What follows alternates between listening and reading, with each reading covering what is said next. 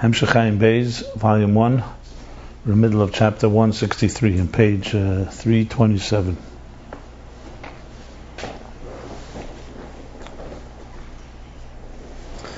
And he's continuing to explain here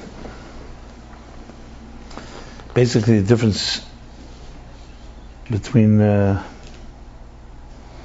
two levels of riyah, of seeing, of perception, of so-called conviction or resonance. One based on intelligent riyas haseichel of a chacham, of a wise person. Another is actually seeing something so tangible that it's real. Elokus today, even by the greatest souls, cannot be seen as one sees with their eyes something.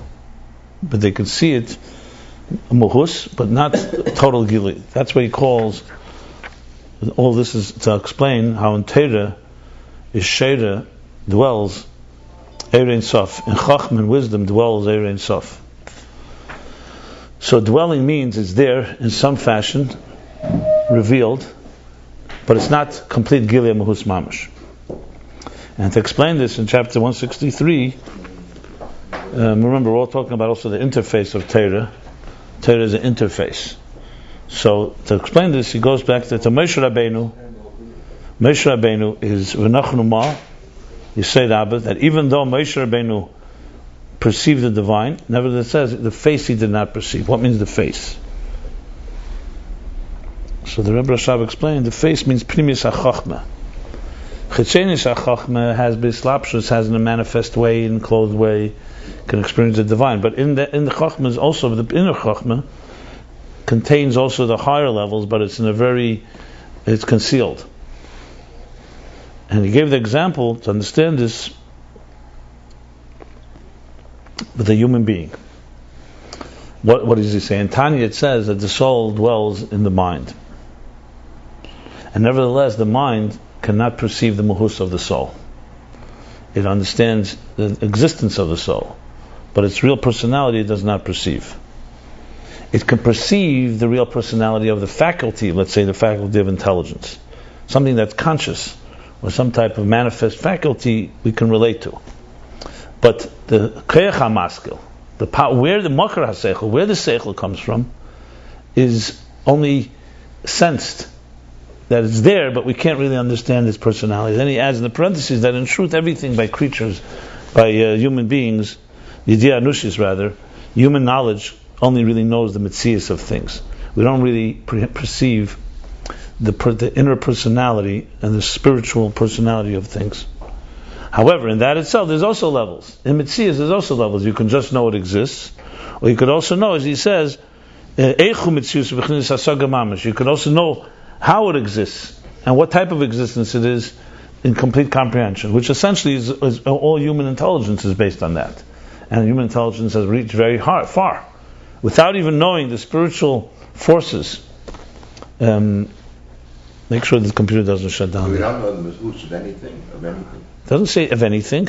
He says the exact words is the klolos yediyas anushis, the general knowledge, human knowledge, human intelligence, is knowing the existence of things alone. Because we don't comprehend the muhus haruchni, we don't comprehend the personality of the spirit. Our minds are much more attuned to material, to the external basically, than the internal, to put it that way. So it doesn't say you don't know it all. Remember, Metzias is also a pretty big thing, to know it exists. You can know the muhus of the Metzias. But the muhus ruchni is not something that is as tangible or comprehensible as material, or I guess the outer surface existence of something. You have to define Metzias and muhus when you want to discuss this. Metzias, as I always say, is something that you can point to, you can touch, you can relate to in a very practical way. Muhus is always something that it requires the mahu. What is its real purpose? What is its deeper meaning? What is its soul? To see the soul of something is far harder than to see its body, basically. But body and soul is a good example here. Not necessarily body, human body and soul. I mean the body of an object and its spirit or its purpose or its deeper inner forces. Okay. says the same thing as behevdel havdolas ein kates, infinite distance, separation is chachmilah. That even though in their rests Eir Ein Sof dwells there, like here in our case the neshama, like an example, and even Pnimius Atik, nevertheless the Mechus is not Mizgala, is not revealed there. And with this he explains the two expressions about Chachma Bina, Abba Ve'ima, where Abba Yenik Mamazla Seiras the Erechampin. That sometimes it says that Chachma Bina, Abba Ve'ima, unclothe the arms of Erechampin. So unclothing is a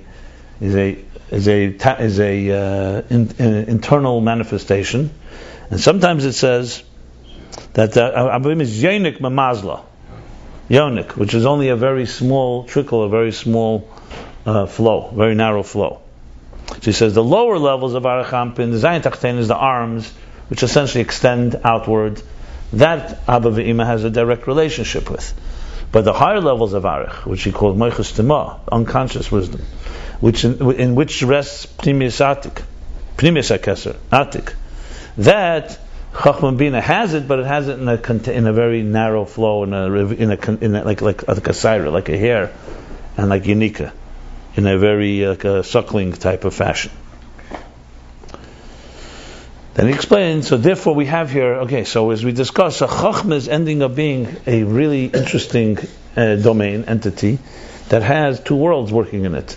One, its relationship with the things that are Eir Ein Sof beyond, and second, how it begins to start manifesting and obviously comprehended and so on. So here in a sense, comprehension here would be more previous. That which is not comprehended and you just know it exists is more, he didn't call it makif, but it's more concealed. That would be called hashra.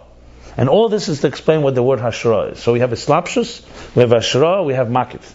Makif is completely removed, completely concealed. Here we have shra is pnimius, but a pnimius that retains an element that remains concealed. But it's not, you can't call it makif, because chachmas tamar, for example, unconscious wisdom is not wisdom. It's not our conscious wisdom, as we've learned also earlier. But you can't call it rotzen. It's not rotzen. It's not just desire. It is a specific faculty. It's chachmas tamar. So we have here, in this case, chachma becomes this place that has that hashra, therefore, is almost like a mamutza, an interface between islapshus and between makif. But remember, here too we have islapshus in the lower levels. The outer chachma has islapshus. That's why very ises acherai. He saw God's back. And I will show you my back. What do I mean I show you my back? Acherai is acheraim of chitzenius of chachma. But pone lo yaro, my face, my ponimius, you cannot see with the riyah of the literal riyah. Direct, so-called vision. Direct vision. Is it similar to Shema Torah? I don't know. Shra. I don't know.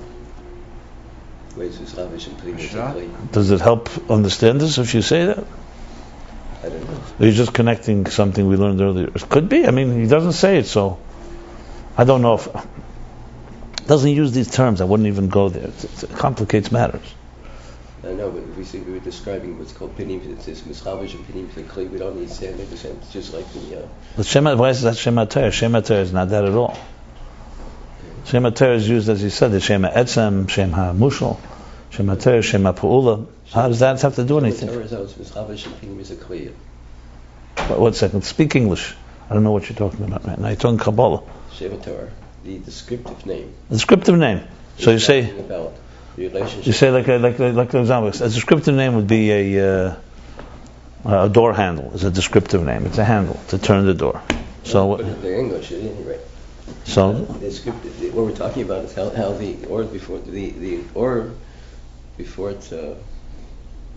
When it's related to the kli, it becomes enclosed in the inner aspect of the kli. It doesn't really change. I really don't understand what you're saying. Put it on the side. Put it on the side. We'll worry about it another time. And if you want to refer to something inside, I could look inside. No, it's fine. If I recall, Shema Etzem and Shem Havaya and Shema Torah were the names of God that refer to his activities.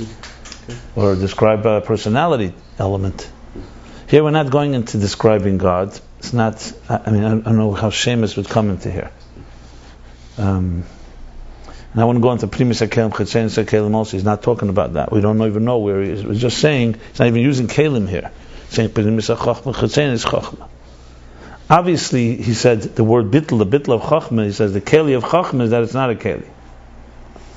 That's the only thing he said. But as far as interface goes, Chochma is basically the interface between Eris and Kelim. That's correct. So, I mean, that's as far as I would go. To start connecting it to something, I need to hear more what you're referring to.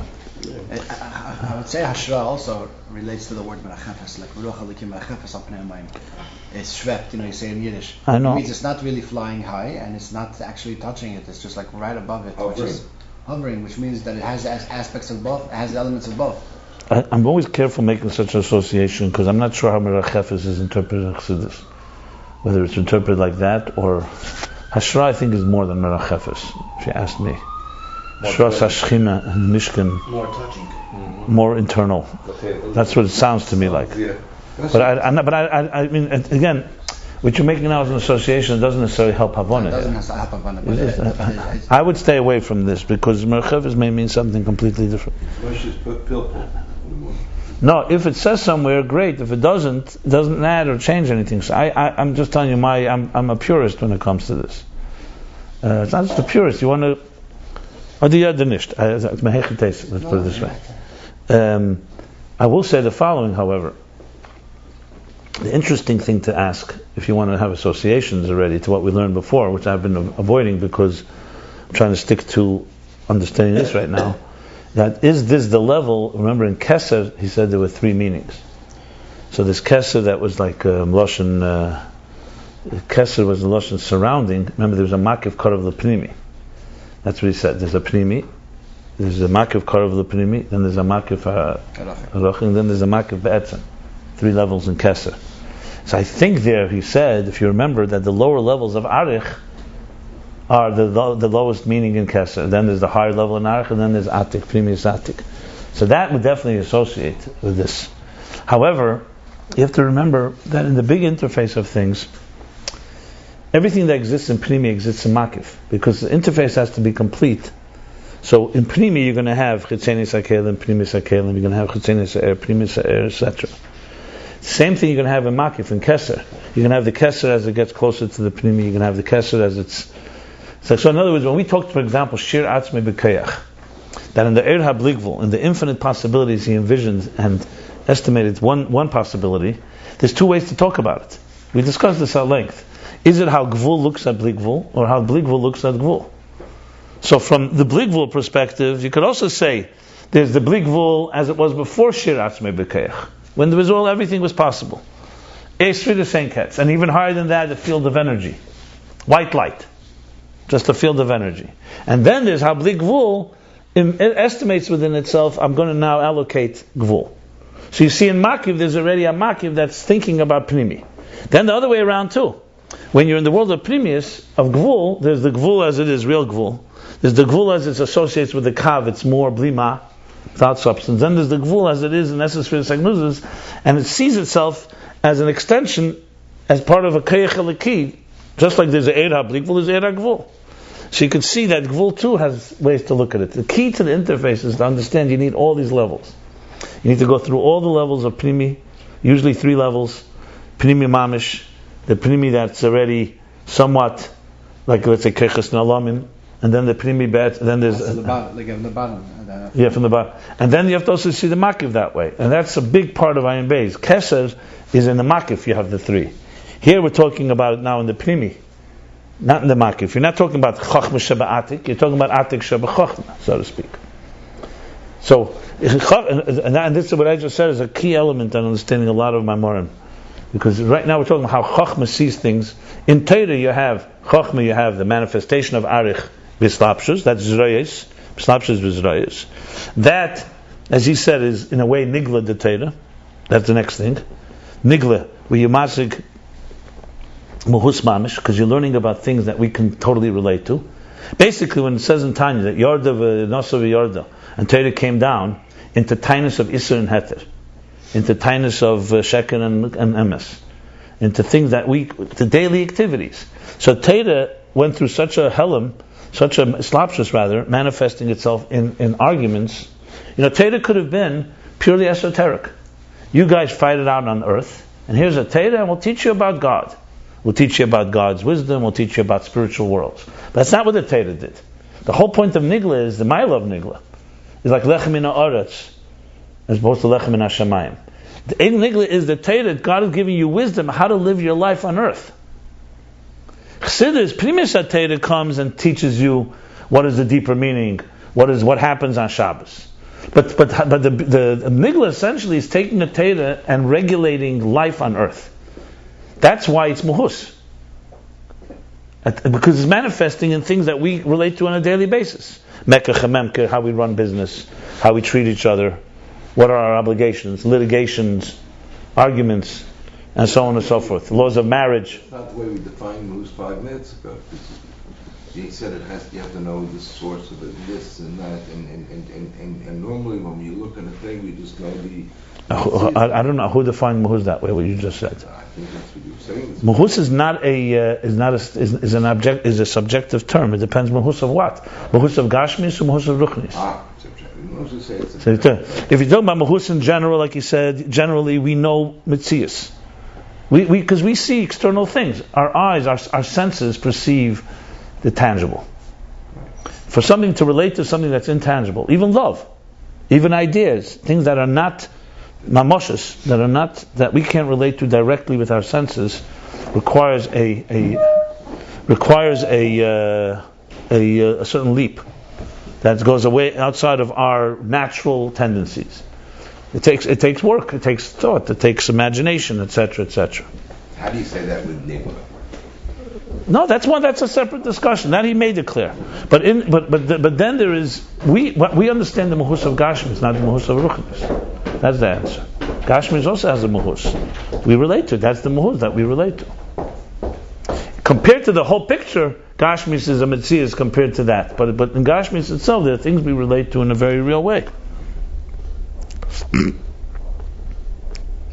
The words he uses here, Muhus Mamish.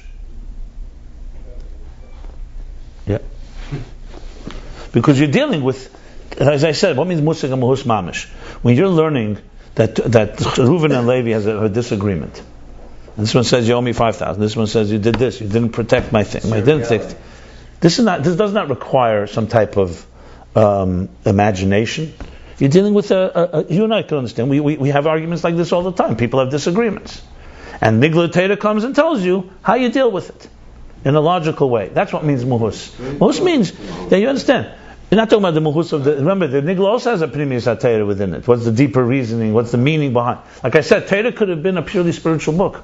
It could have said to you, you figure out, you guys on your own, how to deal with daily matters, mundane matters, and Teda will come and tell you how to keep Shabbos, for example, or what the deeper meaning. But even Shabbos Nigla comes into tangible things. What's a malacha? Measuring it. It comes down to very tangible things. It's very non-spiritual, actually. It's very mechanical. We relate to the mechanical. That's another way of putting it. Nigla is very mechanical. That doesn't mean there isn't a brilliant logic behind it, but it ultimately comes down a slapshus in the matters of our daily affairs. Primus HaTeda doesn't talk about daily affairs. Primus HaTeda says Esesphiris. There's Elamus, which is why he brought up. He says, yeah, okay, you did some Metzias. There's a Tzimtzum, there's Eir, there's a Neshama. You're right away dealing with matters that are right away not, we only know that it exists, we don't relate to it directly. No one can say, okay, let's take two spheres and let's deal with it like two people arguing. The key phrase is relating to it directly. As a matter of fact, I'll go even a step further. Based on what we learned a long time ago, a very important chapter about what a mashal is. When you take a mashal, let's say from Nigla, about two people, let's say Shnei Mechzim Betalis, the famous one. So Nigla, it's where two people are holding on to a garment. This one says it belongs to me. This one says it completely belongs to me, completely half belongs to me. The different arguments. This becomes an example of two neshamas above that argue over a neshama who they both affected. And each one says, I affected. The physical aspect of the argument, of the physical manifestation, helps us use it as an example to understand the spiritual. Why do we need an example? Because the example we relate to. The spiritual is only Metzias. So when you take an example, let's say, of what he says, that how our minds perceive the soul, you're using an example on earth that you can understand a little about that, about what the deep. And the more you get it, the more you start understanding. But on its own, Atik is a Metzias. Okay, they tell us there's a level called Atik. Now, the more you understand, that's what Chassidus, the Chiddush of Chassidus is, that it brings Primis Dika, Mahuz Dika things into Metzias Dika words. So you can begin to express what would usually be inexpressible, if you want to put it that way. So that's what Nigla does. Nigla is the Torah as it manifests in our mundane daily reality. And that things that we can touch and to handle.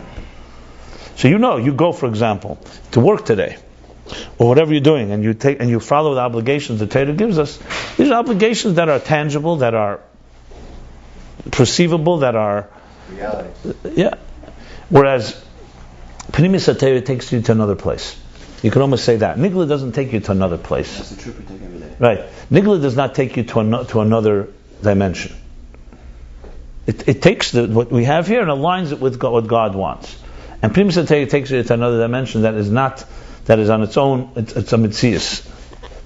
He's not discussing here how do you make Pnimis HaTorah also Muhus, like L'asad Lavei when Mashiach comes. But right now he's just distinguishing these two types of studies.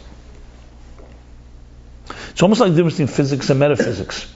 I mean, some say physics is also today metaphysics, but that's another story. But it's almost like the difference between practical physics and theoretical physics, where one is far more about imagination of what could be and what's possible without even having any tangible proof. Right. That may be another way. In engineering physics. That may also be another thing, tangible proof. In Nigla, there's tangible proof of things, because there's a way to measure it. You can measure. I mean, I gave you this much money in this. In Pnimis HaTorah, how do you measure? What's there to measure? You have to, you're going on something, you're talking about something that's far more esoteric.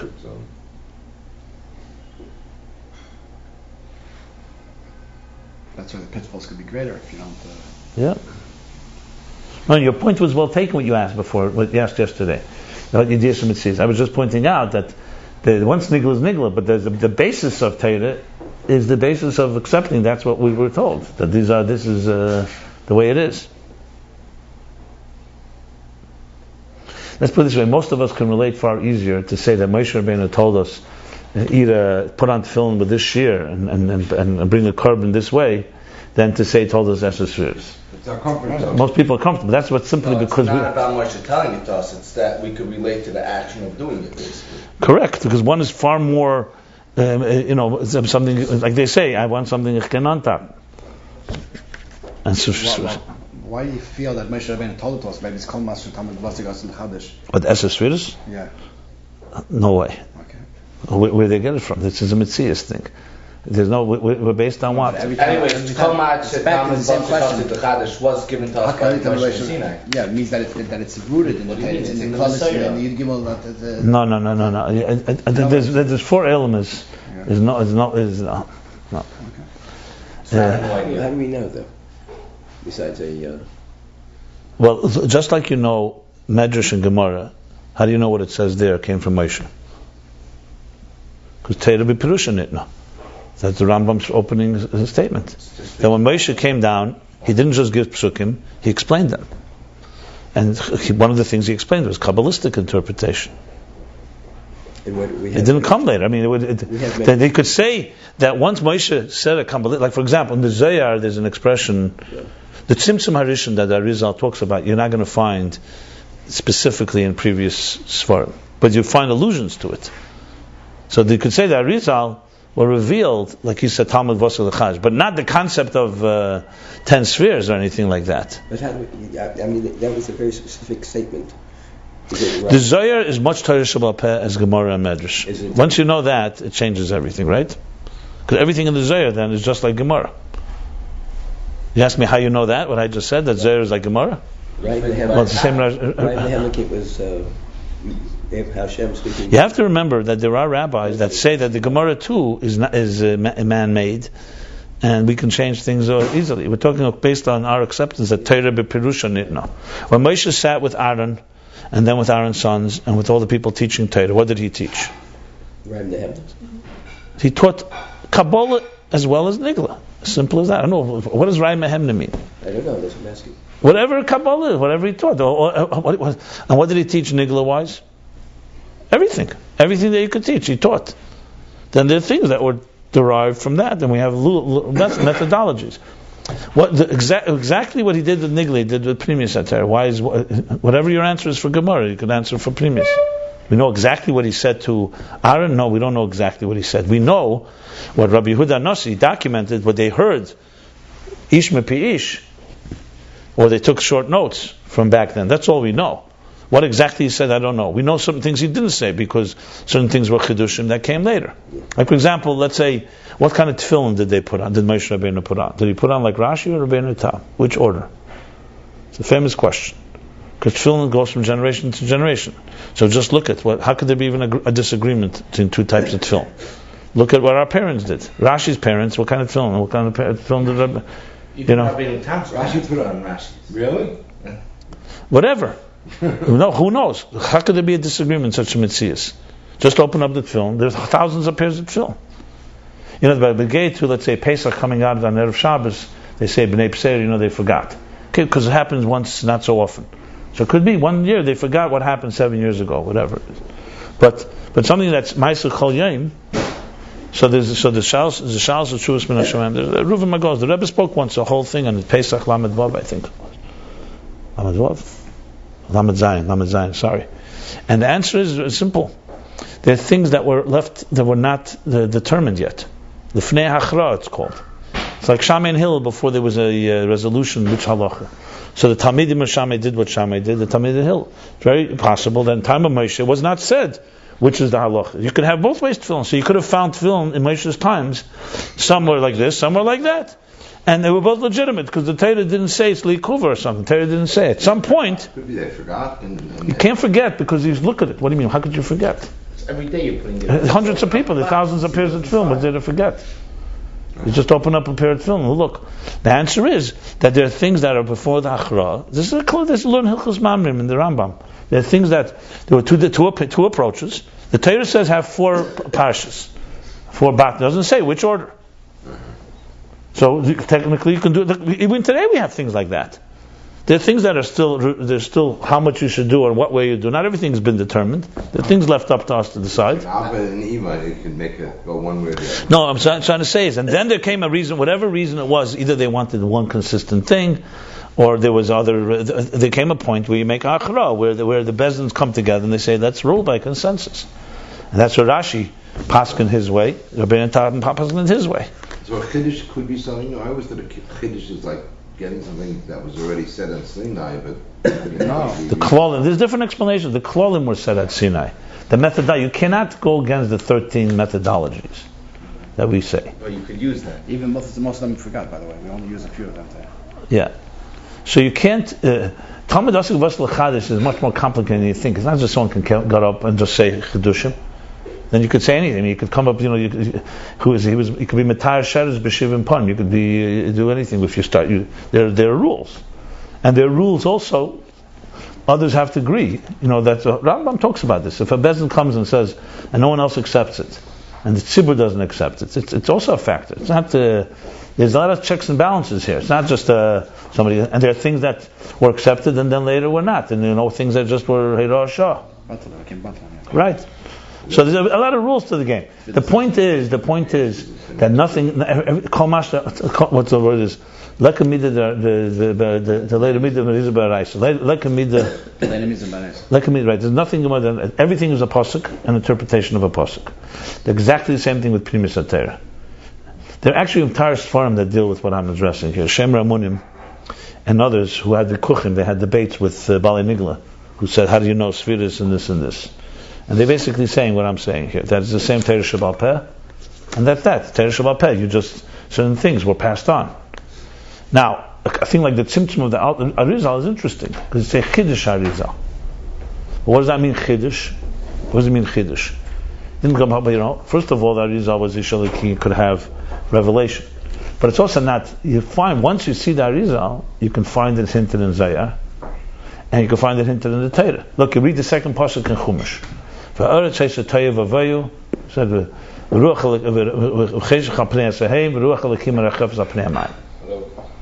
did Moshe explain this pasuk to his people? I have no doubt that it wasn't just some technical Rashi interpretation. He probably had Kabbalistic. It's impossible to. There's no way that. The Rizal says there's 630,000 pirushim in every word in the Torah. In Pshat, 600,000 in Remez, 600,000 in Drush, and 600,000 in Sod. 2.4 million. Yeah, exactly. And these are not the pirushim that we make up. These are pirushim that from the source. Now, this is another discussion. What's a chiddush? What means based on before, and so on.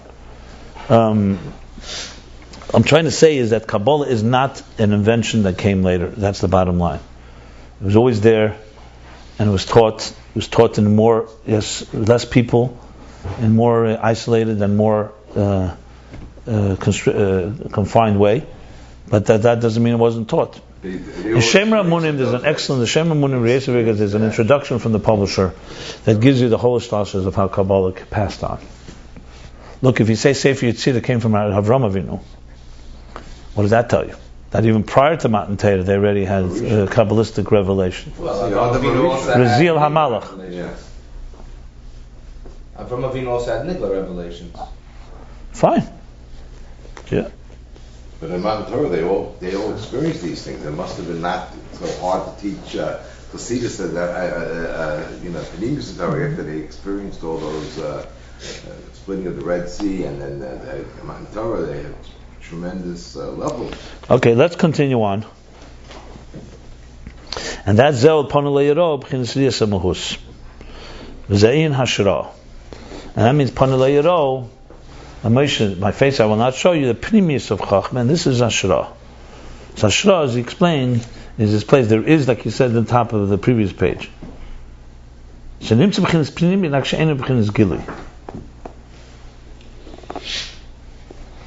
it's revealed, but not revealed, Musig Mamish and the Muhus Mamish. That's what it comes down to. So what's the Chiddush of Chachma then? The Chachma gives you at least Metzias. If he didn't have Chachma, the Er HaBligvul, or Eir Ein Sof, would remain completely makif and elusive. We had no relationship with it at all. When Hashem says to Moshe, "Isis Acherei upon Leiro," it's not like he's getting nothing. He's getting the outer dimension of that Pnimius, and the Pnimius is also there, except he can't see it mamish. He can't see it as you see directly. We're not getting in the interpretation of the Panim Yofis and the Rebbe brings, but basically that. So the Chachma does a big thing. It's opened up a channel now. There's at least a channel. And the relationship between Chachma and the Pnimius of Pnimius Keser is like a form of Cyrus and Yanika. But something is being drawn. You can't say it's completely nothing there. That means there's a channel. So now the question is opening the channel. And through our work and refinement and so on, we can open it to the point where we could actually reveal the Pnimius into the Chetzenis. But that's what Mashiach will come. We'll have that. Now he continues. So Pirish HaSifra Ditznius Marizal Isa Mashla Hanal, and the explanation of Sifra Ditznius, which is a section from the Zohar. It's a section of the Zohar, or sometimes it's actually seen as a separate. It's contemporary of the Zohar. I think it's not exactly section. It's more of a text that was like almost Pasach Eliyahu, which is from Tikkunei Zohar. So Sifra Ditznius is a text from that period. So the Arizal has an interpretation, and he says, Isa Mashla Hanal, the example we gave before, what was the example? That Neshama rests in our mind, but the mind cannot comprehend its true personality. He says, the Arizal gives that mashal on something else, or not on something else, on a higher level. Oh, no. Let me correct that. Not necessarily on a higher. He's just saying, Isa Mashla Hanal, that mashal is brought, Isa exists, that mashal. He has that mashal there on the level of Radla. Reisha de lo yisyada. Kavyachol ka'odam she'ena masig mehus haneshama shebei. At the level of Reisha de lo yisyada, which means literally, what means Reisha de lo yisyada? The Reish, the head, the mechin, the mind, Reisha, the head, that lo yisyada, that's not known. The unknown mind, you can say. So he says, Kavyachol,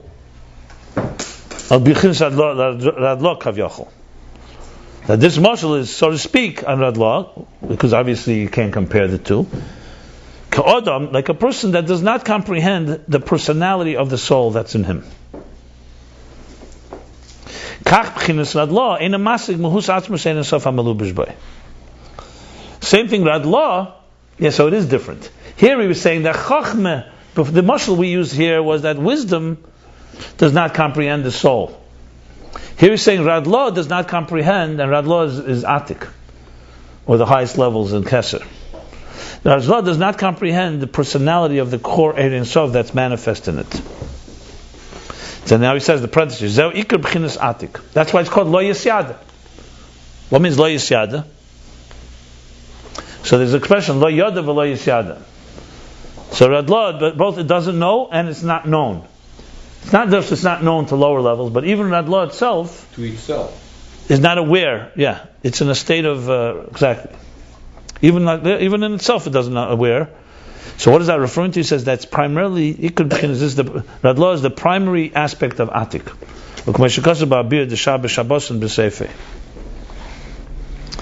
This is Likutei Torah again, as it says in the explanation of the Maimer Shabbos Shabbosin at the end in Likutei Torah. We have to go slowly here because it's level. So Radla now, what the Rebbe Rashab is adding, that the mashal that he used on Chochmah Gluya, on conscious wisdom, that it does not comprehend the muhus of the neshama, and that's an example that Chochmah only gets the outer, but the Atik it doesn't comprehend. He's saying that Atik itself is also that way, that the mashal is actually used on a far higher level, on Atik. That Atik doesn't comprehend the Ein Sof above it. Let's see where he's going with this.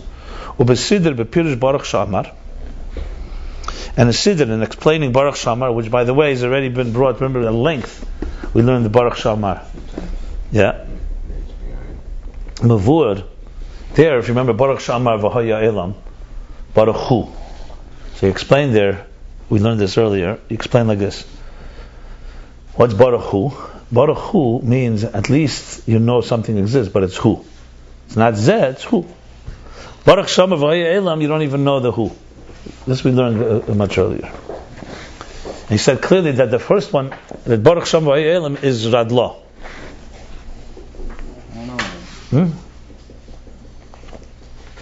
Yeah, here, Perik Ayin.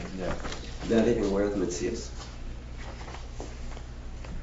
I don't know about Metzias yet. I think not. We'll see in a minute.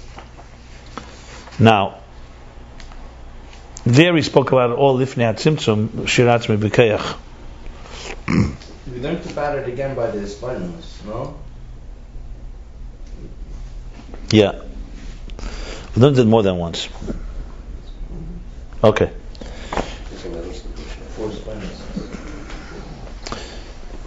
But what does he say there? Mavur Pirish Lo Yoda She'enu B'chinas Muhus Yudua Ba'atzmei.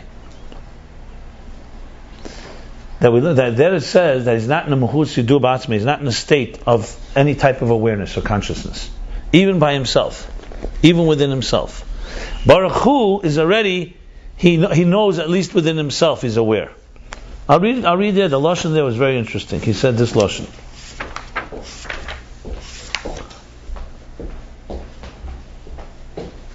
Here. Zeshkos Baruch Shamar Shu B'chinas Amida Achas Levad V'Agam Shebechach Leim Mesharotzim Kam Kedim Asher Kel Batrin Kol Mashi Yisaveh Yizeh Behel Negam Barotzim HaKolem V'Enim Nekodim Apron Klal Gam Leila Atzmei. What he says is that even though in this desire, before he envisioned the Esser-spheres, it includes everything, but yet it's so concealed that the details are not even recognizable even to himself. The bottom of page 130.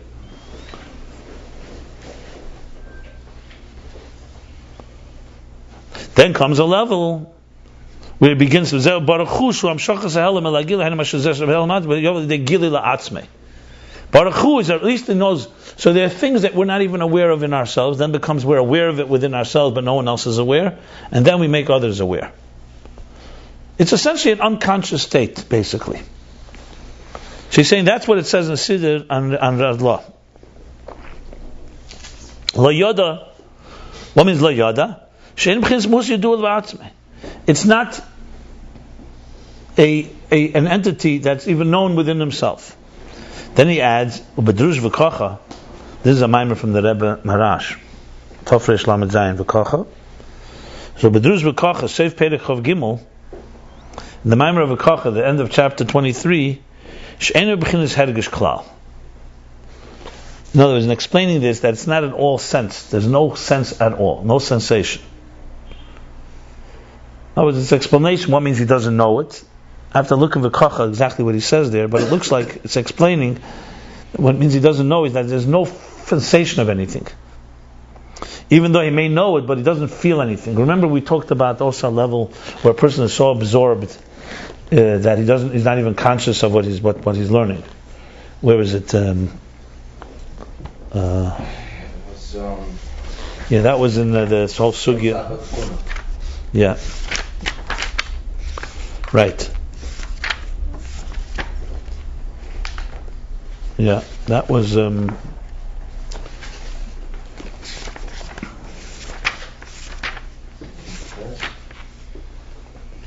is it?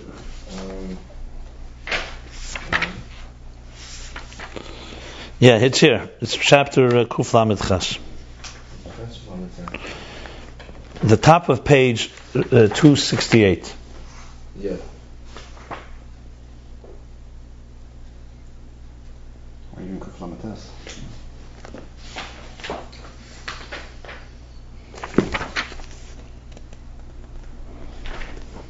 No, maybe my mistake. No, one second. No. Here, chapter Kuf Lamed Hey. My mistake.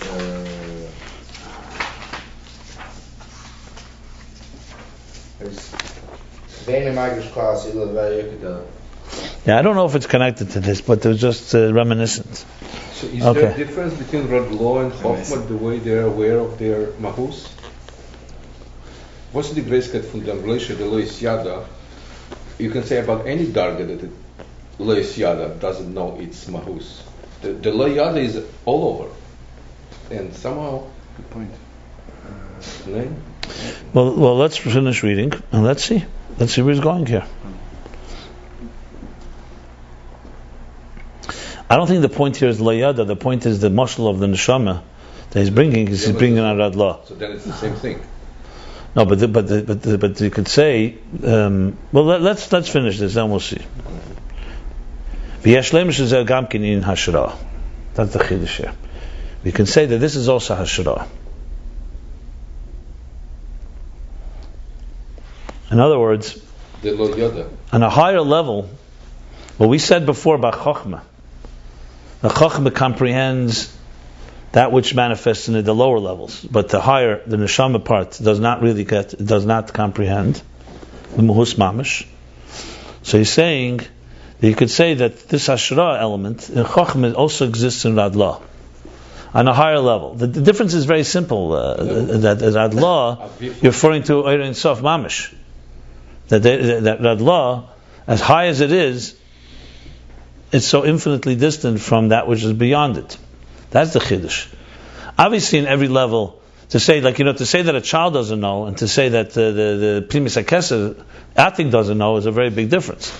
That means Atik, its relationship with that which is higher than Atik is basically similar to the way Chochmah relates to what's higher than it, but it's on a far higher level. But they're talking about Mahus at this point, though, because when you Asra, I'd say another thing. There probably it's a fundamental layada, because you would think the reason Chochmah doesn't know because it's a lower level. So Chochmah, when it reaches the higher level, it will know. Radla's chiddush is that fundamentally, the highest levels in spirituality don't need to be aware of something. Who says awareness is a maila? So the chsarn in Chochmah is that Chochmah doesn't have yet such a level of revelation. The chiddush, so Chochmah's lack of knowing is because it's not there yet. In Atik, the lack of knowing because it is there, and not knowing is a higher level than knowing. That's the difference.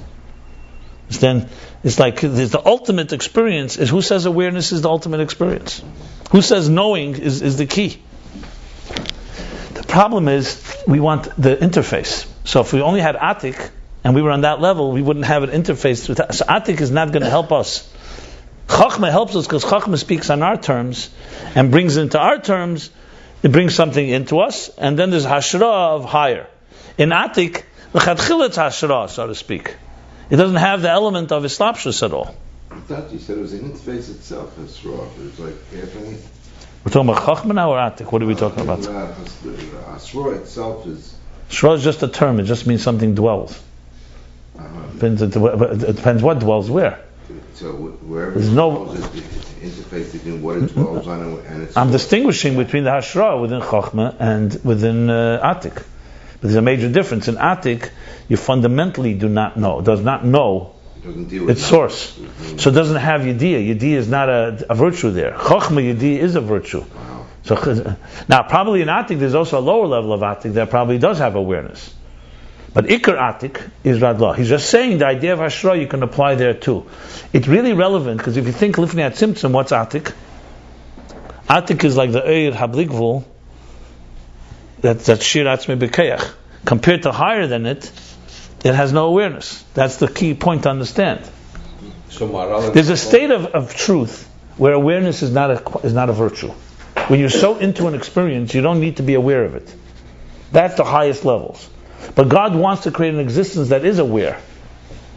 In a way, you could say consciousness and awareness is concealed reality. Because what do you mean you're conscious and aware? If you're it, you don't have to be aware of it. When you say God, Yediyas, Das B'Deibish says, Hu Hamadu Hu Yedei Hu Yedu Yediyas Atzmei Yedei Kolam and Tzayim. What does that mean? He doesn't need to know something. We are outside. We're separate entities. So if I don't meet you, I don't know you. Then I meet you. Oh, now I know you exist. In Elokus, especially in the source, there's no such concept. There's nothing outside that he's coming to get to know. Everything is emerging from within him. It's like life. You're alive. No Giluim up there. So when there's no outside entity. Now, when there is an outside entity, he knows it from within, but he wants that entity to have its own perception and not know it from within. Atik recognizes that. That's why Atik doesn't have. Doesn't have awareness of its own. It doesn't need awareness. It's not because of a chsar. It's not like a lack. It's because Atik is not educated enough. It's so close that it doesn't have a hergesh yet. It's like in it. It's almost in the source. But it's still a level. Atik is still a level. So Atik is like the closest place. Yes, in the interface, Atik is the place where a non-awareness is going to become ultimately an awareness. That means yeah. You have to negate it. Yeah, and also lower levels speak about Reisha Delois Yada as an entity. That's something to talk about, something to aspire to. Mm-hmm. If you take Atik out of the picture, then Bechlal you're not dealing with. You can't even talk about non-awareness. No. What we're talking about is already a sign that we're able to at least get to that point. It's like we're talking about something that when you're in it, you don't talk about it. You know what I'm saying? Life. You always give them. But you can discuss it. You always give the mashal of life. Exactly. Perfect. Right now, what's your people can do right now? What's your left leg doing right now? You didn't think about it. It was there, but you weren't aware. When you're completely immersed in something, that's why we're going back to that peri, that it does fit. You don't need to be aware of it. Consciousness is immediately a world of duality, object and subject. Because conscious means I'm conscious of something. I put my hand in water, my hand got wet. Why? Because my hand is dry. So wetness is a different state. But what happens if you are water itself? Does water get wet? Does a fish get wet? So to speak? If you're water, you are water. If knowledge for us is an outside experience. I am me, then I know something. But if you were knowledge, if you were one with knowledge, you are knowledge itself. It's a different type of experience. Look, this needs thought. We don't think like this usually, because this is thinking in terms of immersion that we usually don't have. We always think in terms of duality. There's you and there's I. There's an object and a subject. And then the question is, how close can you understand each other? Mahus, in its fullest sense of the word, is the other experience. You're completely in it. And then there's a point we don't even have to actually comprehend it.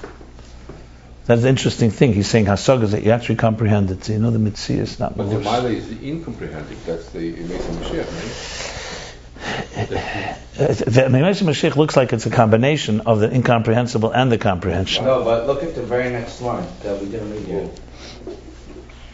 Look, the last line in last chapter. Look, ולעשות יש להם לעשות יהיה באמס בכנס סלאפשס ממש דהיינו שעצם המהות יהיה בכנס גילימן בכנס הסוגס המהות. And he says also in the next line also that. Yes, in other words, you could have three things. You could have many levels, but you could have like this. You can experience a mahus thing with no comprehension at all. You know, it's a gift.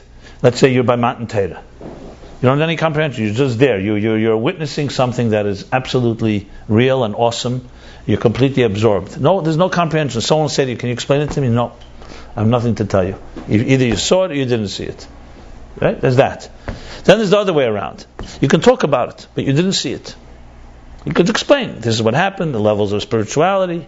Obviously, that's mitzias more than muhus, because you're talking about something you were told or something that you heard happened, etc. And you can analyze it. And then there's the combination of both, having the truth, the resonance as if you saw it, and the ability to integrate it, like shmiya and riyah. You see something, you see a painting, you see a beautiful sight. You don't have to comprehend it. It's just true. You saw it. You can never deny that you saw it. Someone will say, "Can you explain it?" No. You have another person who's a chacham, can explain it. He'll say, "I'll tell you what I saw." And piece by piece, he tells the story. Here's this thing, this thing, this thing, this thing. That's shmiya. Shmiya has much more internal, because you understand it. Riyah has much more makiv, but much more emes, much more intense. A combination of riyah and shmiya is a combination of chacham and bina, of hasaga and riyah. That's why he keeps saying that chachma is riyah, but not riyah mamish. Right. So you have all kinds of levels here. I mean, we can spend months just discussing the level. I mean, now that I'm thinking about it, based on all what we learned, there's probably 5-6 levels I come up immediately with. In chachma he spoke there's riyah, sichlis, and there's riyah, and now he's talking these 2 levels. And now he's going to atik. Okay, let's continue. Right. The fizeh yesh leimer. Okay, so what do we do now? He basically applied everything he's discussed until now on Chochmah compared to Atik. He's now applied Atik compared to higher than Atik, basically. So in Atik there's also Hashra of Ein Sof, and that Hashra, he's focusing not on the Islapshus part, not on the lower levels of Atik, but that Hashra is that there's the divine is there, but it's not in a state of consciousness. Similar to Chochmah, that the deeper Atik is there, but it's not in a state that Chachma is aware or can see it. Ponei lo yiro. That's essentially what he said right now. So the Shra in Atik is from the Lifnei Tzimtzum? It doesn't say Lifnei Tzimtzum. I was saying it because in Baruch Shama there's 2 interpretations. It's very close to Tzimtzum, right? Yeah. Well, Atik, depends. If you're talking about Tzilus the Protis, or you're talking about Tzilus the Klolos. If you're talking about Tzilus the Klolos, you're talking Lifnei Tzimtzum, of course. Because Atik there, they say, is a Maila Ma'ak, there's Ke'ein Atika. So Atik is like the beginning of the Kav begins. But there's also, you can say, an Atik that's higher than the 10 hidden spheres too. That's even a higher Atik. It all depends how you talk there. The point is, yes, it's where Bli Gvul and Gvul meet, in the highest source. And in lower, it's where Bli Gvul and Atik meet. Remember, Atik is Bli Gvul compared to Chochmah. Okay. According to this, we can say the Mashakosav ala Osid Kekulim Yedu Esi. We brought this pasuk before, right? Kulam Yedu is? Mm-hmm. Yeah, right at the end of the chapter. He's going back. According to this, we can say that what it says on the future, that Kikulim, because all will know me, Yedu.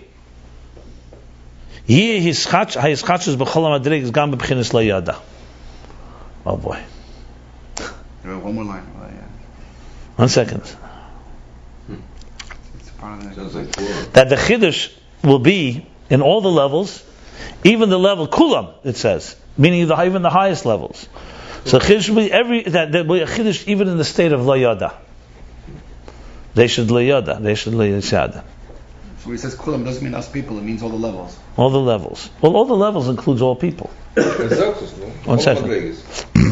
There won't be a chiddush, a novelty in the actual thing. Which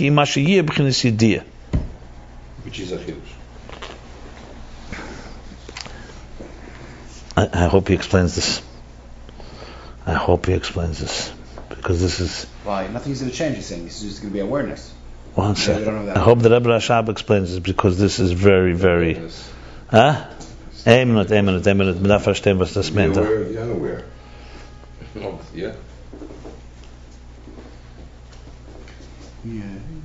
Don't forget Ori itself. Door. The Pashtus looks like he's saying what I just said. They'll have the combination of Yediyah in the Darga of Layada.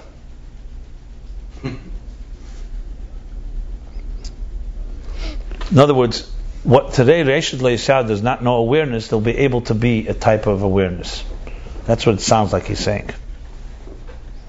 Kulim Yedu Esi.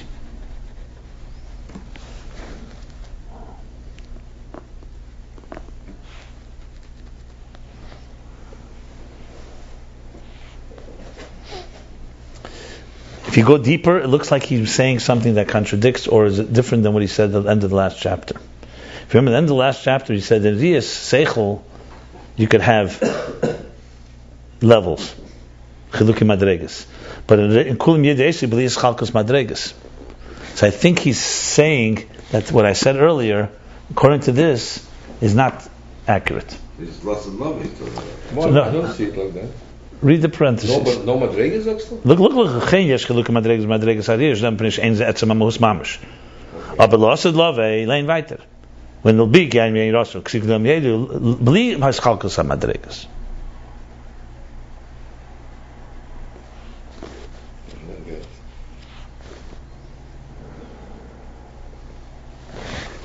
Not sure. Maybe not.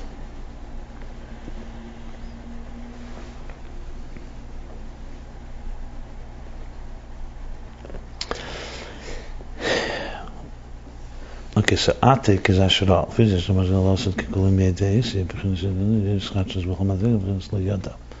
Gam b'chinas L'Yada. There'll be a Chidush.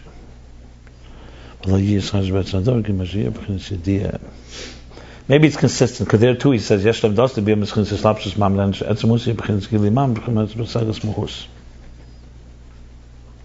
Okay, maybe not. Let's continue learning and let's see, maybe it comes clearer. If not, we have to analyze it further. These three lines definitely need more Havana. However,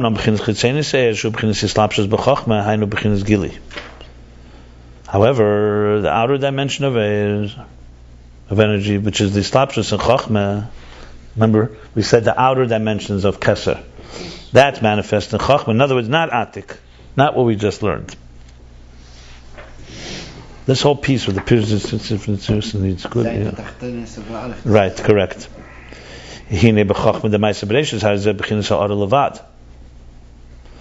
Now, in the Chachma, the wisdom of creation, of natural wisdom, scientific wisdom, a wisdom of existence, it's only a reflection and come from the Primus and Atzmos, from the inner and the core.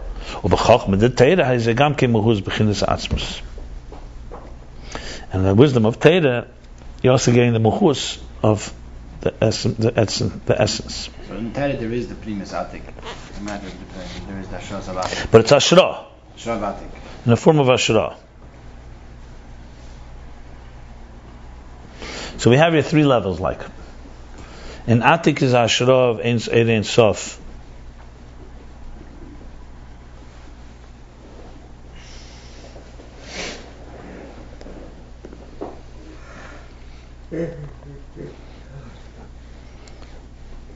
In the Teira it's Gilei or it's Behelam? Just to say.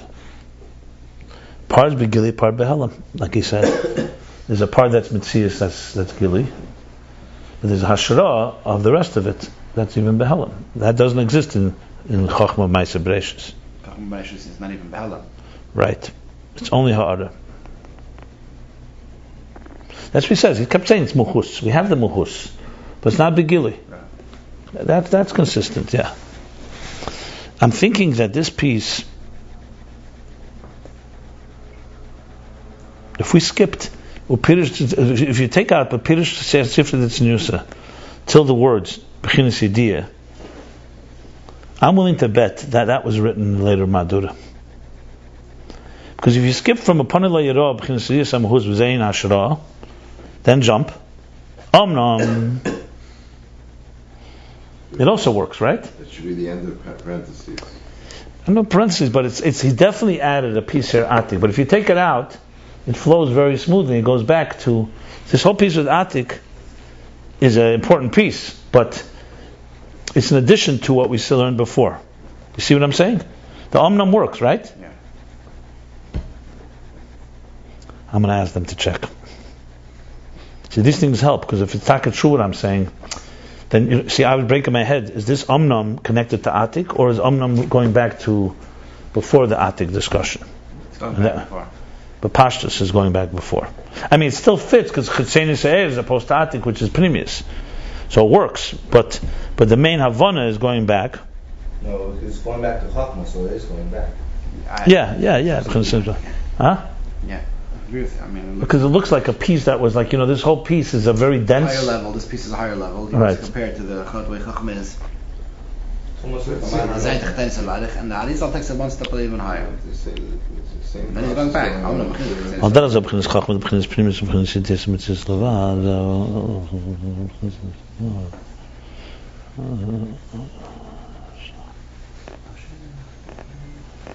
Okay. וכמו שקוסם, או כמה חבין יערב כמותר, זה בחינת סחרי, what am I listening a line here? Yeah. What is this? Oh, כמו שקוסם, או כמה חבין יערב כמותר, lokchi, likchi. Like it says elsewhere in the pasuk, Yarif Kamata Lichi, which means Yarif, it drips like motor, like dew, Like rain, talis, like rain, likchi, like lekach. Yeah. Like it goes in the Torah. So my Torah drips like rain. So what does he say? The Bechinas Acharayim, the Eirif, Yarif from the word Eirif, the back, what's this called? The neck. The Eirif is the neck. The back of the neck. That the outer level and the back of the neck, the Torah, the outer level and so-called the back of the Torah, has a Bechinas Likhi, the Eisi Atam Lichim. In other words, That you're able to comprehend in obedience. Through the that through the back, you're able to hold on to the Torah. to me. Eisi Atam Lichim. Yeah. Which is not with the Chachma Ma'aseh Bereishis. In Chachma Ma'aseh Bereishis, you get what you get. In Torah is also there, embedded in Torah is also the deeper Eisi, Upanai. Even the Panei Lo Yaro is there, and you get it through Likhi. You get it through the Acharayim Ve'erif, through the Chitzenius. Then that gives Eisi Atam Leichim. You get me myself. In other words, Chachma does get Eisi Atam Leichim, which is very interesting, very similar to the words Kulam Yedu Eisi. So through the previous, through Nigla the Torah, you're getting Yatim like him. Yeah, you can say that. Yeah. Kulam Yedu Eisi. It's very similar to the word Eisi. You see Kulam Yedu Eisi. I think I understand now the piece of Atik. It does make sense now. I think the Chiddush in Atik of Lasad Lave is that Atik, that's Reishad Leis Yada, will have Yediyah. You'll have Pnimius, even a level that is so Atzmizdik. It will have idea, or we will have idea in it. I think both. So no Chiddush in the Etzem Inyan. The Chiddush will be, you'll have consciousness of it. Whereas now, you don't have consciousness at the highest level. In Chachma, it's a different type of Chiddush. And Chachma is a diminished. Chachma is not, its lack of awareness is due to a lower level because it's drawing down it's an interface to the Shtalshalos. Right? So Chachma has in it the Pnimius in a form of Ashrah. And it too, when L'Asad Lavi comes, we'll be able to connect to that. But he's not mentioning L'Asad Lavi. That's so the Atik simply coming to explain. Atik is almost a Chiddush Mamayla Lamata. Atik was so high, and it'll come into Yediyah. So it also helps the whole process, frankly. I have to study it a little more, but that's what I'm starting to get the instinct. That's what he's trying to say. So in Atik, it's coming into Yediyah. In Chachma, it's the other way around. The Yediyah is only in the Chitzenius. The real Muhus is only. You only know Yediyah Samitzias of the Muhus. You only know it exists, the form of Ashrah. but it's there still. Esiyat Lamleich. You still have it. Let's see right there. Okay. As we shall explain. And being the Chachma is Er Pnimi, that's it. Because Atik is not Er Pnimi, that's for sure. And because Chachma is internal energy, immanent energy, remember we keep talking about the interface. The Chiddush of Chachma is that it's coming into Er Pnimi, not just Ashra, it's Ashra and Er Pnimi. That means even though Chachma is Bittul B'Metzias, nevertheless, it's in a state of Yediyah. You cannot say there's nothing. There is a concept here. You conceived something. So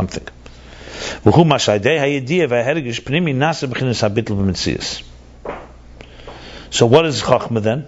That through Yediyah, through knowing, and Hergish Primi, through an internal feeling, you become Bittul Metzias. Oh, I don't understand that so well.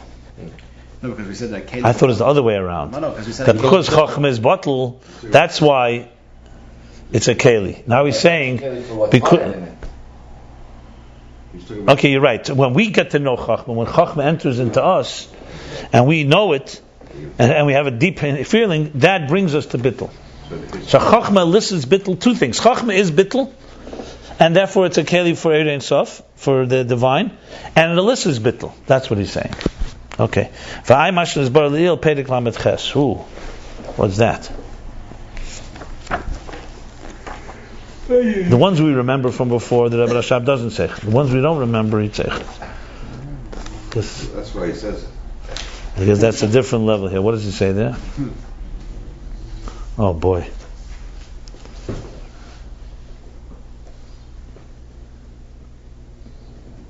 Oh, the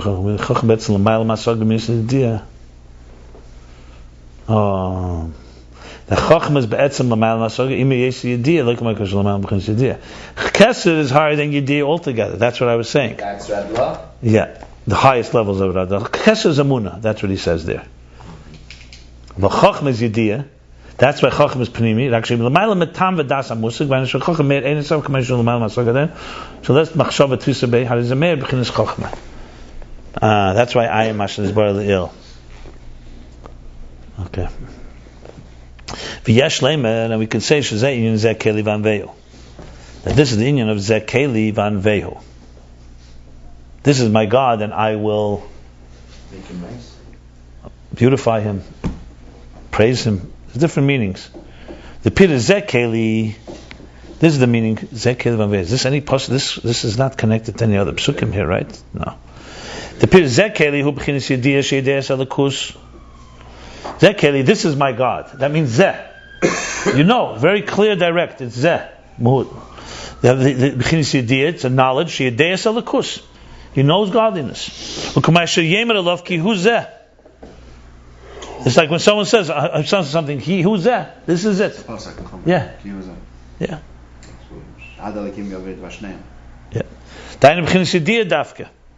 That means it's in a comprehensive. It's not faith. It's not just knowing it exists somewhere. It's as a Kimeduma shekem pirish hashalah.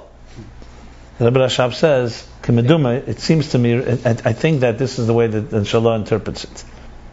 It's interesting with all the Maduras. The Rebbe Rashab never checked it out and left the Kimeduma. Because there's a famous Shalah Zekeli Van Veyu. The Rebbe brings it in the Kutisichas Chelik Tazayim Mishpatim. Famous sikha about Seichel and Muna. The Rebbe Shab is the one who coined the term Kimendumani Baruch.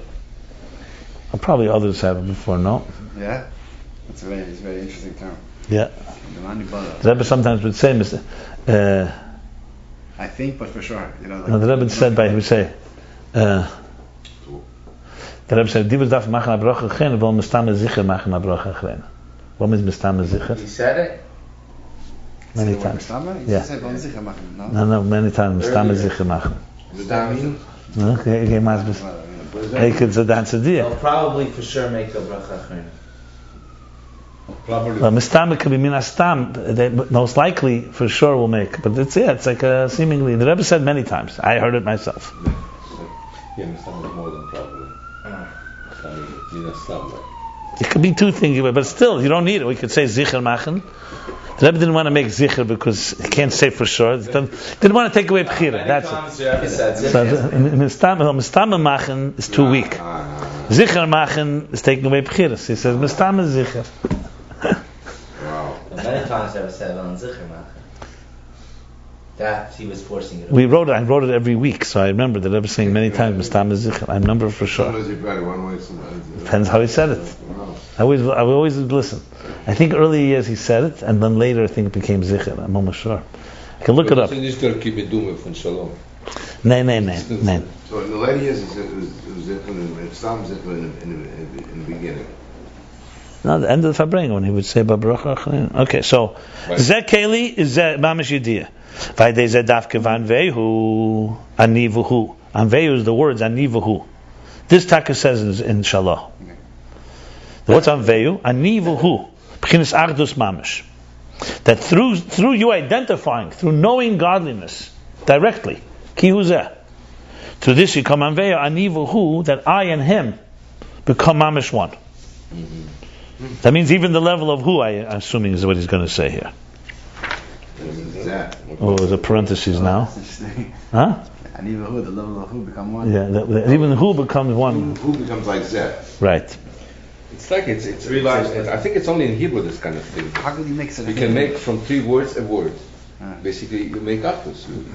Yicholem vis. Oh, Yicholem. No, Abraham Anvehu has a pshat of its own. This is like a pshat. Yeah, but the pshat what can have 3 words here. The pshat does, but that's not the pshat of Anvehu. Anvehu means something. So in other words, it goes like this. Here's the plot.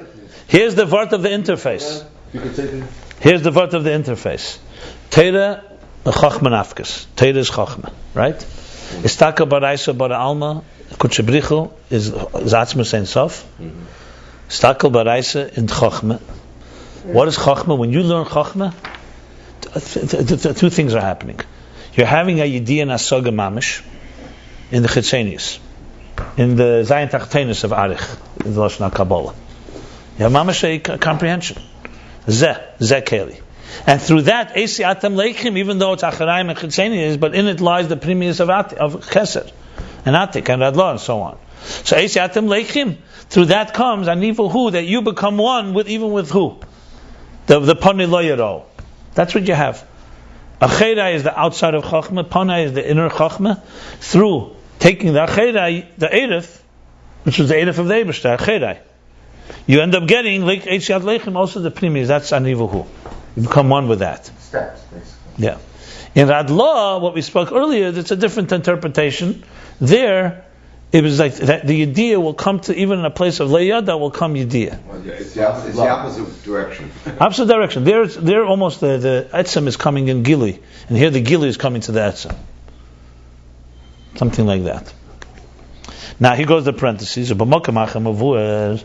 Elsewhere it's explained, Inyan Anivuhu, what's Ani and who? Shem Beis Madrega Shebe Keser. These are the 2 levels of Keser. It works very good here. The Ani AC is Ayin. Ani is the letters Ayin. Zebchin is Ayin the Keser, Shebchin is Makar Lenetzalim. That's the lower level of Keser. That's Keser, the Ayin of Keser, the so-called the nullification or yeah. And that's the Makar Lenetzalim. That's the root of the emanations. Where's Chachma come from? From Ayin, from Keser, the lower level of Keser. For who Zebchin is Al Yein Shebe Keser, and who is the higher dimension of Keser? So what's the first Einzach? A minute. Here you go. Got it. Chitzeni is Chachma. We said what? Is malbish to the zreyas of Arich Ampin, b'ifin islapshus. It holds on to b'ifin primi, but it also has in it primius keser in a form of Yanika and Cyrus, and that's the who. So it has ani, so-called more directly through chiyuv. You could say it's like almost yediyas achiv, yediyas ashlila. Chachma through a comprehension is zeh keli. Yediyah, you know it. Ki hu zeh, as if you see it.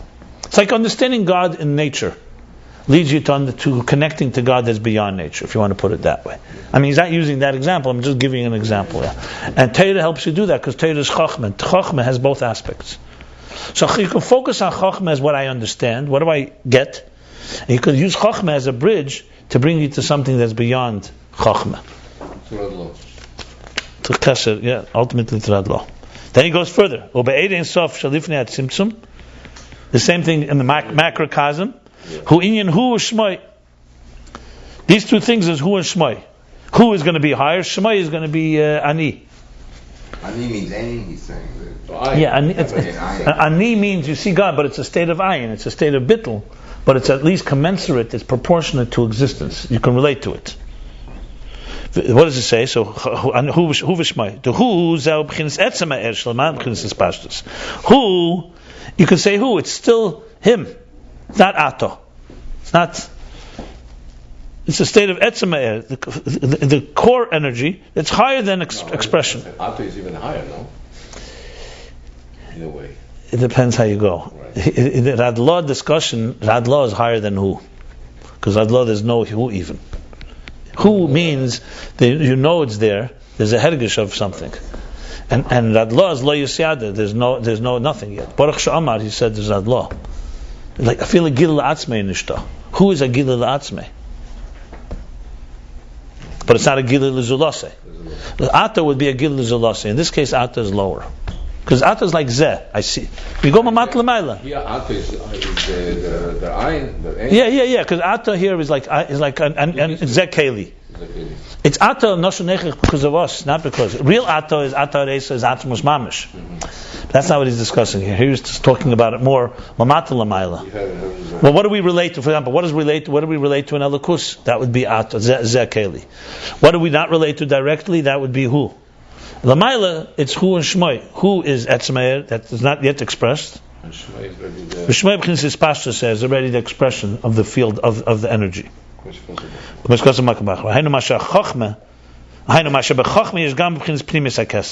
we see from this.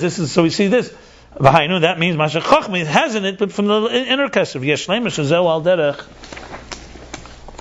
In Yediyas hafla. So he's connecting everything here.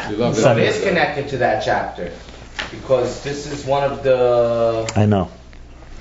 And this is al derech the in Yediyas hafla there and stuff. Remember the grandeur of Eid Ein Sof. So the grandeur is now is the Pnimius HaKeser, which actually he said then. Remember he said the Pnimius Bina, yeah. This was much more. Yeah. And it's known that there's in this two things: Yediyas Inyan Hafla, Yediyas Eifen Hafla. We learned this mamish. This was much more recent. I'm gonna have to go back to that. There's knowing that there is grandeur, and there's knowing the Eifen Hafla. This was in chapter. You know where this was? The long chapter about his bonus. No. You have it. Hold on. The long chapter about his bonus. Another more recent. That's. Yeah, 158 it was? No. No, not 150. I'll tell you exactly where it was. No, very recent. The one with his bonus. After all, his bonus. Yeah, Kuf Nun. 150. If you remember, the Eifen Hafla brought to Yira. The Inyan Hafla brought to Ava. The Inyan Hafla is to say that God is beyond the grandeur, something completely beyond. The Eifen is that his Atzmus built in Metzias Nimtza, that you start understanding how he's completely different, and that brings awe and respect. The end of chapter 150. Okay, I got to go back to this. This is very exciting.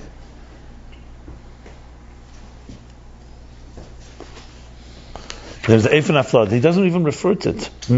We had it in 158 also, by the way. Because when we speak about Rosh Deliba, we had the Eifen Hafla and the Inyan Hafla. Could be 158. I'm almost sure we had it over there. I love this. This is such a treasure hunt. I don't remember 158. Maybe you're right. That's about the Rosh Deliba. When you lose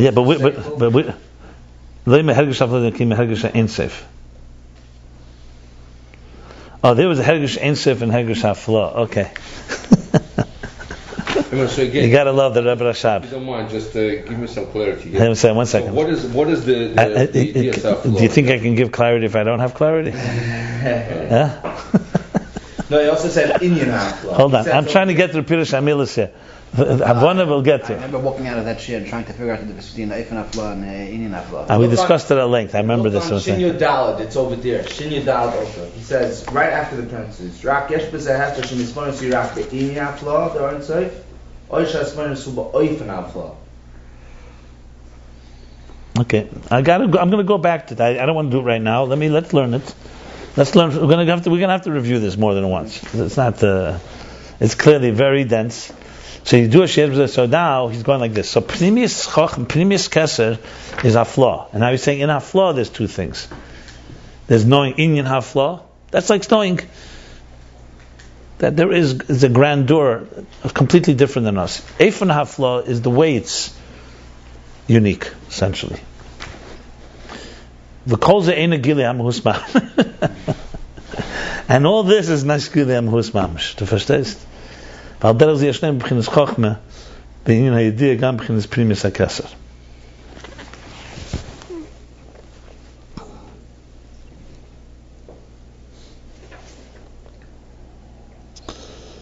So he's saying basically this idea of your flaw.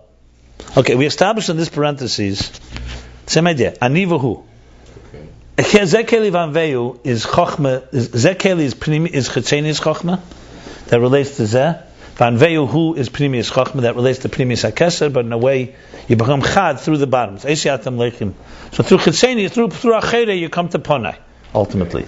Even though at this point ponai is still elusive because it's not mehus. He's saying that this is al derech, the thing of aflo, the erein sof. What do we have there? There's two types. There's knowing the hafla and knowing the eifin hafla, and still not gilei amhus. So Chochma too is saying basically that the idea of Chochma and Pnimis HaKesed is what? Is eifin or probably no eifin. Eifin is lower. Eifin is higher. No. I think Really? so. Gazeidos. Yeah, eifin is for sure higher. Structure of a floor is the failure more No. more tension. No. He says here, It leads to that. You can go back there. I'm almost positive Eifin HaFlaw is higher. Eifin HaFlaw is for sure higher. Sure. Well, because Eifin means you not just know that it exists, not just Mitzias, you know Mahus of it. You're starting to understand the Mahus, the details of it. The way. That's what relates to Yira. That's what he said in chapter 150. I'm almost positive. I'll go check again, but I'm almost sure. So Chochma, but all this is not Gilei Mahus. So in other words, Chochma is only getting Panai Lo Yiro. What is Lo Yiro? That's what I'm concerned here. So in Yidiyah Gam B'chinas Primis HaKesed, that what? That even Eifin HaFlaw, I'm not sure what's what. The two things in Chochma are like the two things in Haflaw. That's what it looks like he's saying. So the outer Chochma gets Inyan Haflaw, and the inner Chochma gets Eifin HaFlaw. He said that also in the same chapter over there. Or maybe Fakert. Let me look it up and we'll see. What time do we have? 49. Finish the chapter. Yeah. Okay, it depends how fast it goes. Because the chapter. V'zehu, after the parentheses, zehu de'efin habitul she'b'chinas shem b'chinas chachma hu shehu b'chinas tzir. And this is why, that the type of bittul that comes from chachma is in a state of tzir. It's not complete nullification, because he said chachma before the parentheses. He said chachma is yediyah. It's pnimi. You're not talking about a complete annihilation of nothing. So you would at least. Remember, makif we said before, not ashra. Makif is beyond. It's beyond the whole structure. So the bittul that comes from makif shem is batel mitzvus l'gam mekol v'kol.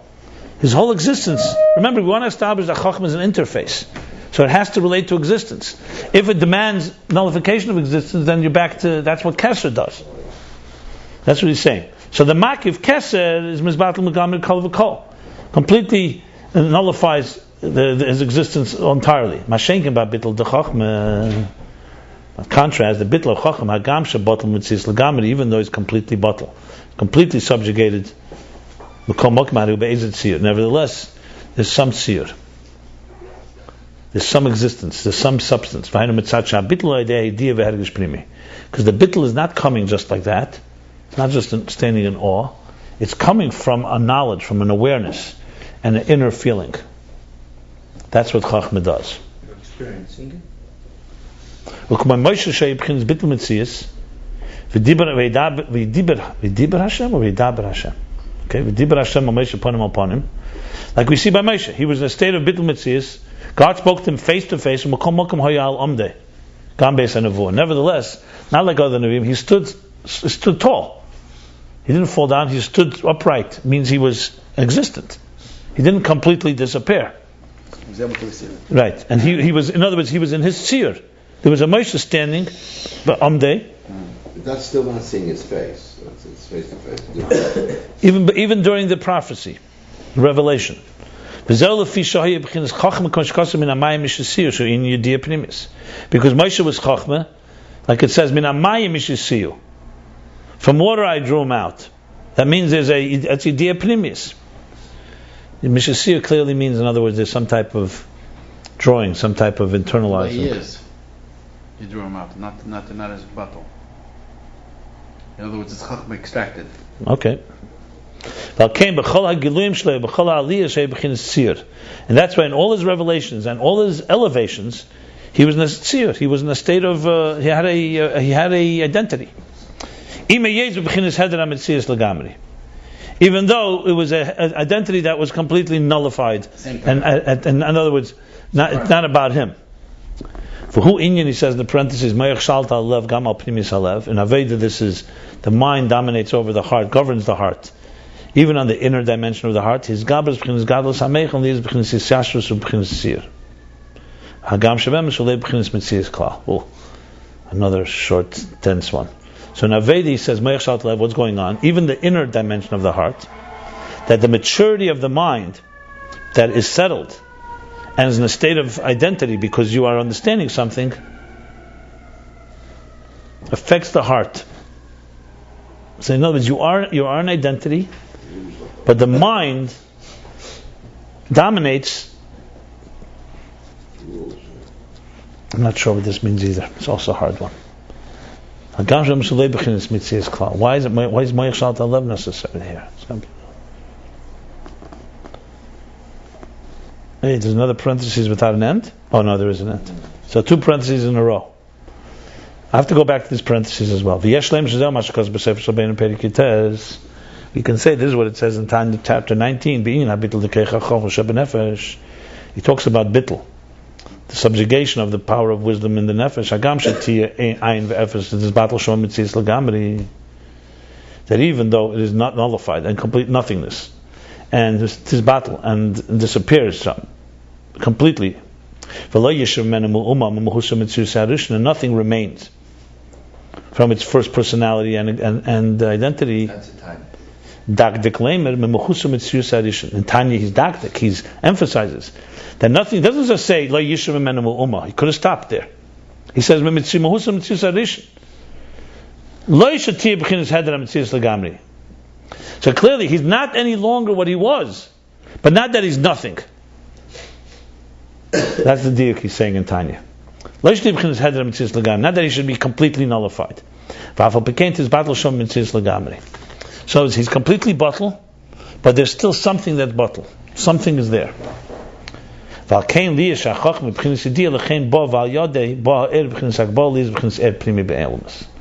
key punchline. And because Chachma is Yediyah, it's in the world of knowledge and wisdom and intelligence, that's why in it and through it, the energy comes in a defined, confined way, that it should become an immanent energy, a integrated energy in the world. So that's the whole discussion, was to come to this punchline. The Chochmah is an Er Pnimi that carries within it a Shra of higher dimensions. The thing is, all these different specifics makes it complicated. So the Haflah thing we need to review, the Meich Shalt Alev we need to review. Because that, at least 2 things. Let's do the Kitzur. Maybe the Kitzur will illuminate some things. Like by Moshe it says, there was a state of Chachma, like, and says his face he did not see. Like a soul that rests and his dwelling place is in the mind of the brain, in the head. Ve'ena Mahusik Klal. And its inner personality is not known and comprehended at all. And that's what it means that Chochmah suckles, nurses from the Mazala, from the Mazel, which it transmits from inner Keser, and only in a state of Yanika, only in a state of Yanika, of a suckling, of a narrow flow, yeah. And we could say, this is like Primis Atera. Primis Atera is known as Primis HaKeser.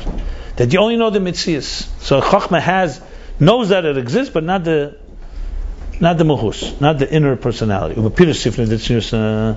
explanation of Sifri Tzniusa that he also says that Adla ain't a masig Muhus ha'atzmo shebeteche. That Adla does not comprehend the core of the essence within it. And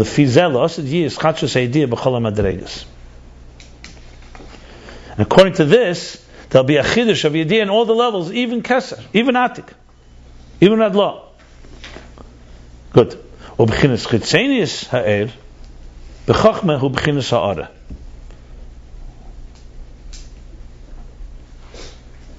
And the outer dimension of energy and wisdom, it's only a reflection. B'chochmah d'teira hu b'chinas mochus ha'atzmis. And the wisdom of Teira, you have the core of the essence. And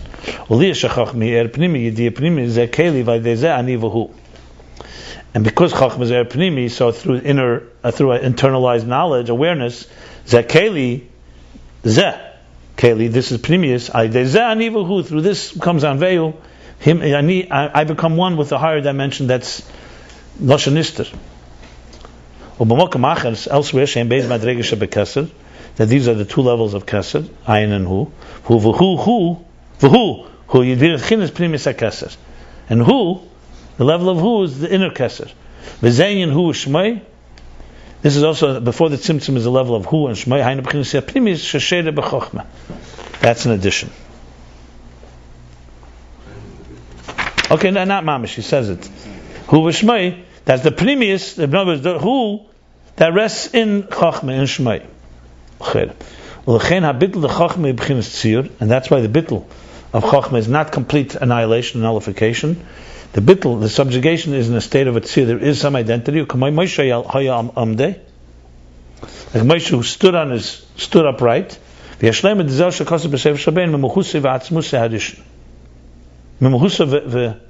Interesting. There it says here it looks like Memuhusa v'atzmusa. Yeah. Doesn't say Memuhusa v'mitziyusa, you would think. Okay. Atzmusa harishin. Harishin is no longer there, but there's still something there. Valkeina chochma magbalas ha'er. And that's why chochma is a funnel that channels the energy. But I thought it was opposite. People with chochma were going to see it. It's not, because the tzir of Moshe will remain intact. So that's why chochma is not tzir. No, the bittul of chochma were going to see it. It's not, because the tzir was remained. The bittul was in What are you saying? Moshe Rabbeinu, he was an eifin of a bittul. And still was a tzir. And still was a tzir. Like chochma. Right, but he didn't lose his tzir. His tzir wasn't his battling answer, that's what I'm saying. Mitzvah Arishan was probably bottle, whatever he was before this happened. Before he stood before it. Tzir, but not the tzir. What? I'm not clear what you're asking. What, Tanya says Mehusa Mitzvah Arishan is bottle. But that doesn't mean there's no tzir left. It's exactly the same thing. Chochmah and Moshe, both are the same. The explanation, you could ask, what does it mean that it'd be bottle Mitzias and still have a tzir? The answer is that you could have, let's say, like a yud. It exists, but it's complete. Its existence is bittul, no dimensions. You could say the kaitzis yud, the roof of the yud, the top of the yud, the choch and keser doesn't have even anything to hold on to. There's nothing you can identify. Like atik. What do we say about atik? Reshut lo yisad. It's not aware of anything. Chochmah is awareness, but it's awareness of completely of God. It's Yediyah, but completely of Elikus. Because here it says, he remained b'pchinasir. Here in the Kitzur, it's mashma like the No, there's no difference. I don't know what you're saying. Look at the Tanya inside also. He said it from the Tanya too. Read the Tanya. The Kitzur is saying what it said in the Pnim about Tanya. Yesh Leimer. Your question is, has the Tanya shtim with Moshe? The answer is probably Moshe had also a Mehus edition before he became chosen.